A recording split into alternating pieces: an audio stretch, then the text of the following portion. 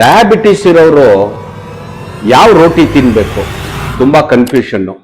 ಯಾವ ರೋಟಿ ತಿನ್ಬೇಕು ಯಾವ ರೋಟಿ ತಿನ್ನಬಾರ್ದು ಗೊತ್ತಾಗಲ್ಲ. ಸೊ ಒಂದೊಂದಾಗೆ ನಾನು ನಿಮ್ಗೆ ಎಕ್ಸ್ಪ್ಲೈನ್ ಮಾಡ್ತೀನಿ. ಗೋಧಿ ರೋಟಿ ಏನಾಗುತ್ತೆ ಅಂತ ಹೇಳಿದ್ರೆ ಅದರಲ್ಲಿ ವೆಯ್ಟ್ ಜಾಸ್ತಿ ಆಗೋ ಚಾನ್ಸಸ್ ಇರುತ್ತೆ. ಎಲ್ಲಾ ರೋಟಿಗಳಲ್ಲೂ 80 to 110 120 ಕ್ಯಾಲರೀಸ್ ಬರುತ್ತೆ. ರೋಟಿ ಸೈಜ್ ಮೇಲೆ, ಥಿಕ್ನೆಸ್ ಮೇಲೆ, ಡಯಾಮೀಟರ್ ಮೇಲೆ ಡಿಪೆಂಡ್ ಆಗುತ್ತೆ.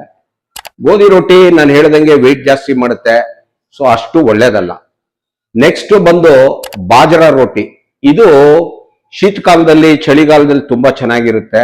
ಇದರಲ್ಲಿ ಫೈಬರ್ಸ್ ಜಾಸ್ತಿ ಇರುತ್ತೆ, ಮೆಗ್ನೀಷಿಯಂ ಇರುತ್ತೆ, ಇನ್ಸುಲಿನ್ ಸೆನ್ಸಿಟಿವಿಟಿನ ಜಾಸ್ತಿ ಮಾಡುತ್ತೆ.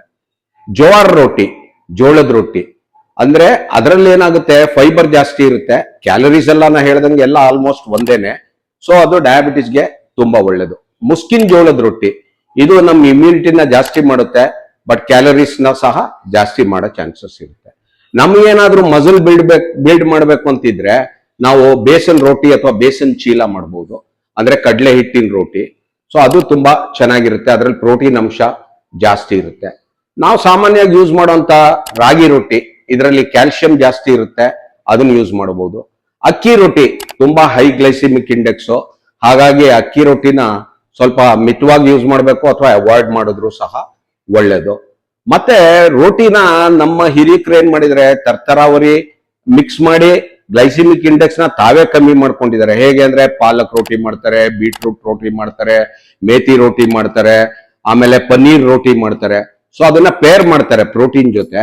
ಆಮೇಲೆ ಸಾಮಾನ್ಯವಾಗಿ ಏನ್ ಮಾಡ್ತೀವಿ ನಾವು, ಇದ್ರ ಮೇಲೆ ಗೀನ ಸ್ಮಿಯರ್ ಮಾಡ್ತೀವಿ, ಅಂದ್ರೆ ಇದ್ರ ಮೇಲೆ ಗೀನ ಹಚ್ತೀವಿ. 1 ಟೀ ಸ್ಪೂನ್ ಆಫ್ ಗೀನುವೆ 45 ಕ್ಯಾಲೋರೀಸ್ ಕೊಡೋ ಚಾನ್ಸಸ್ ಇರುತ್ತೆ. ಸೊ ಇದನ್ನೆಲ್ಲ ನೋಡಿ ಉಪಯೋಗಿಸ್ಬೇಕು. ನಾವೇನ್ ಮಾಡ್ಬೋದು ಅಂದ್ರೆ ಮಲ್ಟಿಗ್ರೈನ್ ರೋಟಿ ಯೂಸ್ ಮಾಡ್ಬೋದು. ಅದರಲ್ಲಿ ಗೋಧಿ, ಜೋಳ, ಬಾಜರಾ, ರಾಗಿ, ಓಟ್ಸು, ಮೇಯ್ಸು, ಬೇಸನ್ನು ಎಲ್ಲ ಮಿಕ್ಸ್ ಮಾಡಿರ್ಬೋದು. ಇದರಲ್ಲಿ ಫೈಬರ್ ಜಾಸ್ತಿ ಇರುತ್ತೆ. ನೀವು ಯಾವ ರೋಟಿ ಇಷ್ಟಪಡ್ತೀರಾ ಮತ್ತು ನಿಮ್ಮ ಮನೆಯಲ್ಲಿ ಯಾವ ರೋಟಿ ಯೂಸ್ ಮಾಡ್ತಿದ್ದೀರಾ ನನಗೆ ಕಾಮೆಂಟ್ ಮಾಡಿ ತಿಳಿಸಿ.